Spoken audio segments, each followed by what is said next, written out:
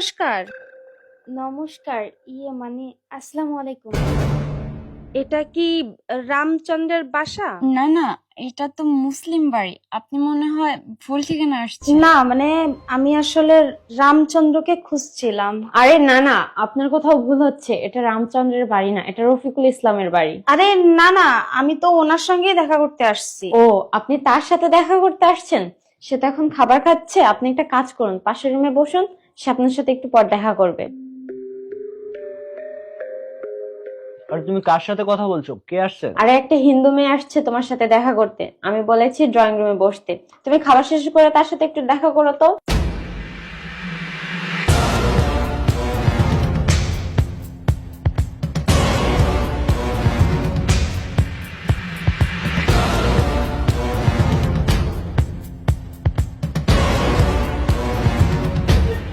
কে কে আসছে আমার সাথে দেখা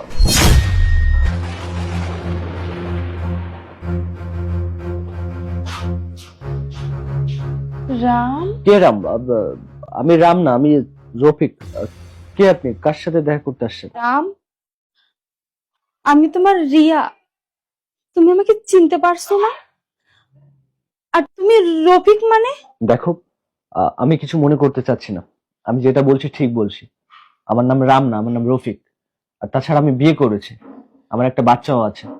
আর তুমি এভাবে এতদিন পরে আমি কিছু বুঝতে পারছি না। তুমি প্লিজ চলে যাও। আর আমি এটা বুঝতে পারছি না, তুমি আমার ঠিকানা পেলে কোথায়, কিভাবে আসলে, আর কেন বা এসেছো এখানে এতদিন পর? আর দেখো, আমার অতীতে কি হয়েছিল আমি সেগুলো মনে করে আমার বর্তমান বা ভবিষ্যৎ আমি নষ্ট করতে চাচ্ছি না।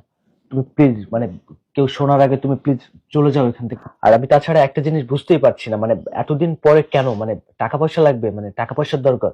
ওকে ডান, আমি চেক লিখে দিচ্ছি, তুমি টাকার অঙ্কটা বসিয়ে নিও, কিন্তু প্লিজ মানে তুমি চলে যাও। মানে আমার বউ বাচ্চা আছে, জেনে গেলে আমার প্রবলেম হবে। রাম, আমি তোমার টাকা পয়সার জন্য তোমার বাড়িতে আসিনি।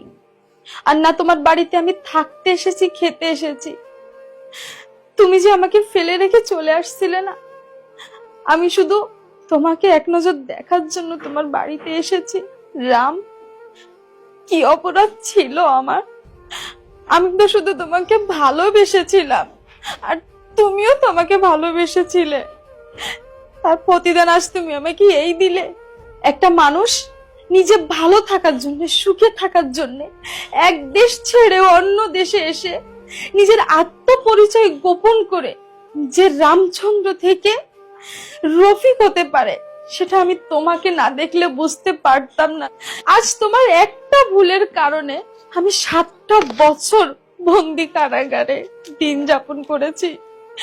3টে বছর ধরে তোমাকে আমি রাস্তায় রাস্তায় খুঁজেছি।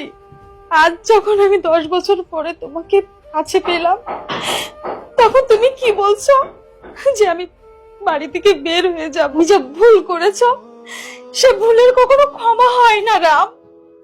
মাঝখানে পড়ে আমার জীবনটা নষ্ট হয়ে গেল রাম, নষ্ট হয়ে গেল।